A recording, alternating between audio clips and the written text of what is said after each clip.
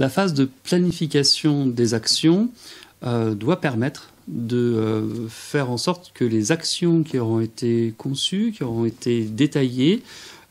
puissent se réaliser le plus souvent,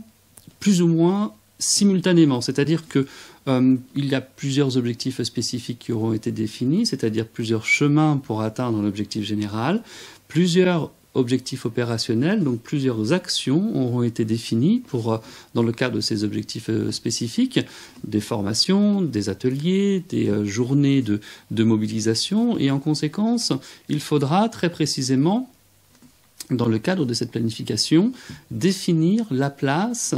l'enchaînement de ces différentes actions pour faire en sorte que, sur la durée qui a été impartie au projet global, l'ensemble de ces actions puissent être réalisées de telle manière que ces actions puissent s'enchaîner et qu'elles puissent être réalisées pleinement sur une durée limitée. Les différentes actions sont conçues comme étant le plus souvent des projets autonomes en tant que tels, c'est-à-dire qu'une formation constitue un projet en tant que tel, avec ses propres objectifs, sa population cible, son déroulement, son planning. Une série d'ateliers aussi, comme tout à l'heure sur l'exemple des personnes âgées, de la prévention de la dépendance de la personne âgée, les ateliers, la série d'ateliers devra se positionner de manière successive dans le cadre d'un calendrier propre à ces ateliers.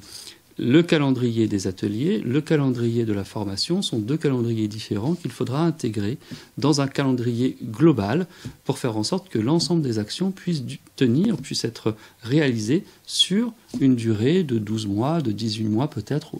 au grand maximum le plus souvent, dans le cadre de ces programmes de promotion de la santé. L'enjeu sur la planification est réellement de pouvoir réaliser, malgré les obstacles et grâce à des leviers qui parfois sont insoupçonnés, pouvoir réaliser les actions telles qu'elles auront été définies.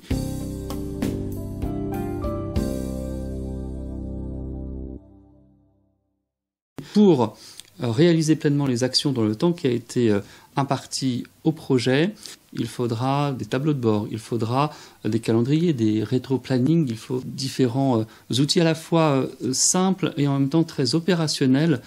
pour suivre réellement, très concrètement, la réalisation du projet, la réalisation des actions dans le cadre de ce projet, et faire en sorte que on puisse très clairement définir sur une durée donnée la place de chacune des actions et le temps qui leur est imparti.